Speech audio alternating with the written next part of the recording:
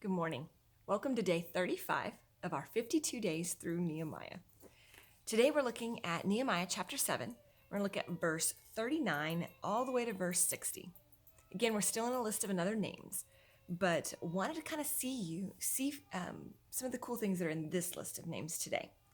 So starting in verse 39, it says, the priests included Jedediah's descendants of the house of Jeshua, 973, Immer's descendants, 1,052, Pashur's descendants, 1,247, Haram's descendants, 1,017. The Levites included Jeshua's descendants of Kadmiel, Hodvia's descendants, 74. The singers included Asaph's descendants, 148.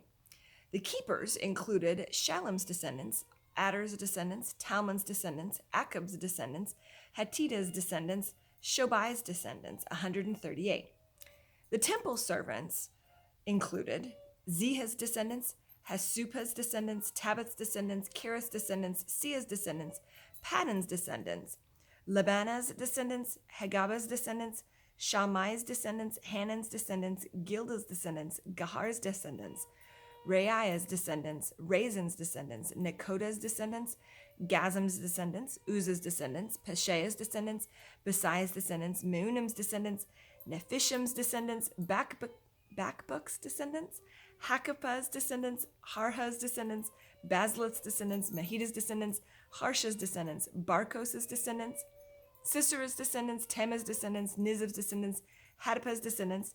The descendants of Solomon's servants included Sotai's descendants, Sophireth's descendants, Perida's descendants, Jalah's descendants, Darkon's descendants, Giddal's descendants, Shaphai's descendants, Hatil's descendants, Pochereth Hazabam's descendants, Ammon's descendants, all the temple servants and the descendants of Solomon's servants, 392. Again, another list of names, which a lot of people find really difficult to wade through, and definitely did the best they could with the pronunciations with these. But what was really interesting and different about this list actually explained what their roles were, some of the titles and things that they had been doing. So these were servants. These were people who were serving God and doing things within the temple courts and within the service. Now, yesterday we talked about being on a list of being faithful. Now today, would you be on a list of being a servant? Are you someone that looks to serve people? Are you someone that looks to serve others and to try to help other people be able to be what God wants them to be? Help other people to be following God too. That's the challenge for today.